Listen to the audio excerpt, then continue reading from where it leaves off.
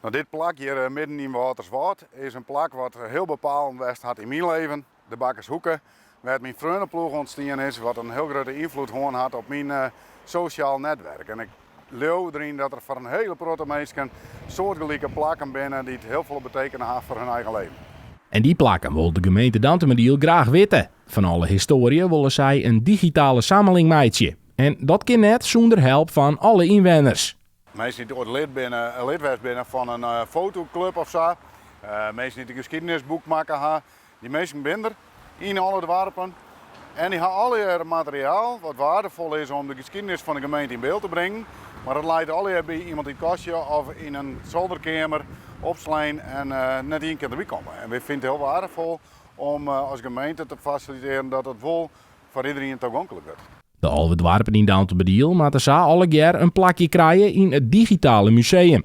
Er is een Waterswaard bij gelijks. Neemt het al in één zin eigenlijk, er is een Waterswaard, zoals ze kennen wat. Het is één dorp. Het is één lint waar ze in één keer terug in de riest. Het ziet er ook een beetje hetzelfde uit in dat lint.